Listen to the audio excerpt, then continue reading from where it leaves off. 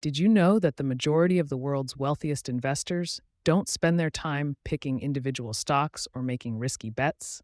Instead, they make smart, long term investments in index funds and ETFs. It's a strategy that's both simple and powerful. And today, I'm going to show you why this might just be the best investment decision you'll ever make. Before we dive in, if you're passionate about taking control of your financial future, make sure to hit that subscribe button and join our community. We're aiming for 1,000 subscribers, and with your support, we can grow this channel and continue bringing you insightful, practical financial content. Investing can seem overwhelming, especially for those just starting out. There's so much information out there: stocks, bonds, mutual funds, and a whole array of options.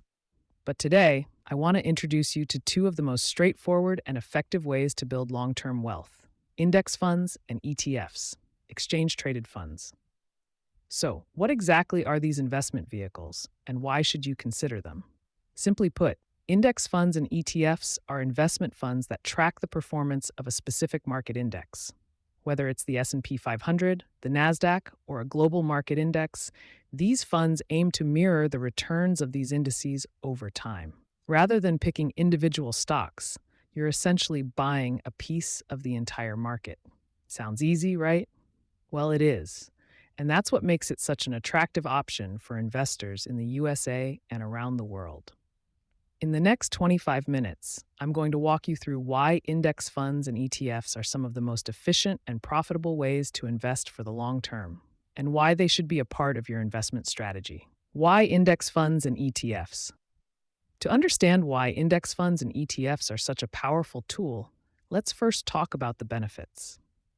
One of the biggest advantages is diversification. When you buy an index fund or an ETF, you're not just investing in one company, you're investing in a whole group of companies that are part of that index. For example, if you invest in an S&P 500 index fund, you're essentially buying a tiny piece of the top 500 companies in the US. That means you're spreading your risk rather than putting all your eggs in one basket.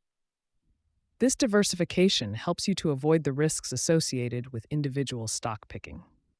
Stocks can be volatile. Prices can swing wildly based on news, earnings reports, and market sentiment. But when you invest in an index fund or ETF, you're mitigating this risk by investing in a wide array of companies across different sectors and industries. Another big benefit is low costs. Index funds and ETFs typically have very low expense ratios compared to actively managed funds. This means more of your money is actually working for you, rather than being eaten up by management fees. Over time, these low costs can make a significant difference in the overall return on your investment. And let's not forget about passive management. Unlike actively managed funds, where fund managers are constantly buying and selling stocks in an attempt to outperform the market, index funds and ETFs simply track the market. This means they don't require constant monitoring or frequent trading, which not only saves you time, but also reduces the chances of making emotional or impulsive decisions. Let's start with index funds.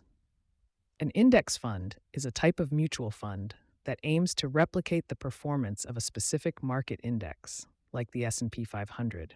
When you invest in an index fund, you're effectively buying into a basket of stocks that represent that index.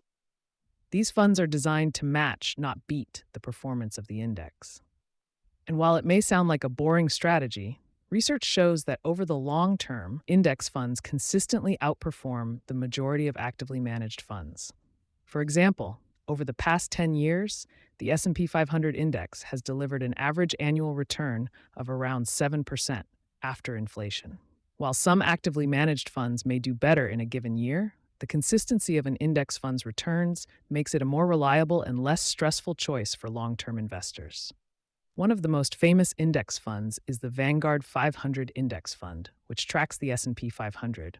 This fund has been a staple for long-term investors, offering a simple and low-cost way to gain exposure to the US stock market. Now let's talk about ETFs, or exchange-traded funds. ETFs are similar to index funds in that they track a specific market index. But there's a key difference. ETFs trade like stocks on an exchange. This means you can buy and sell them throughout the day at market prices, just like a regular stock.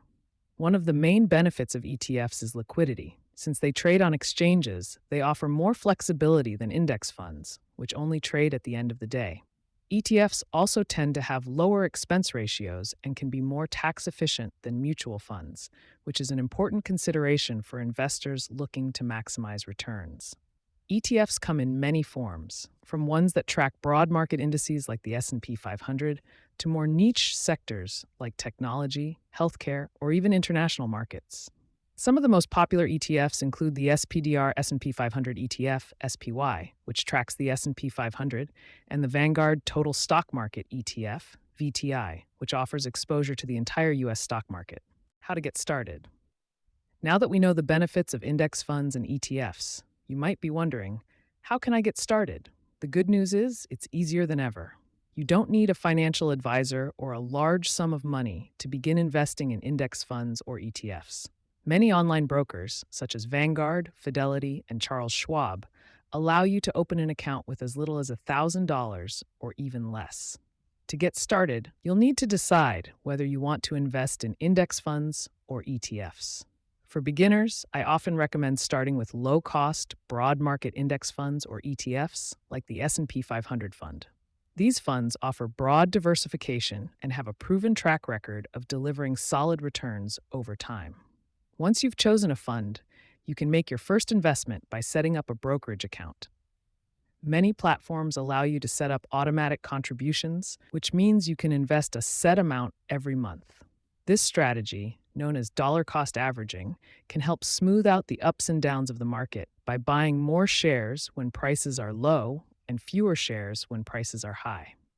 The key to success with index funds and ETFs is patience.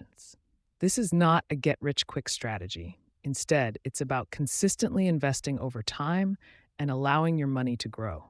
Historically, the stock market has delivered positive returns over the long run, and while there will be fluctuations along the way, the general trend has been upward.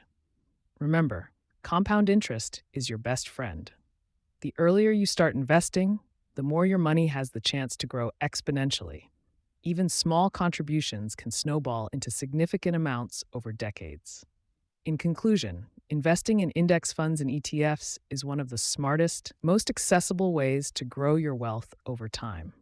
By diversifying, keeping costs low, and sticking to a long-term strategy, you can take advantage of the power of the market without the stress of constantly picking individual stocks.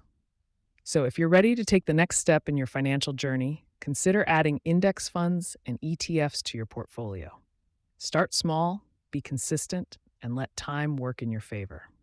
And don't forget to subscribe. We're on our way to hitting 1,000 subscribers, and with your support, we can keep bringing you more in-depth financial insights to help you achieve your financial goals. Thanks for tuning in, and happy investing.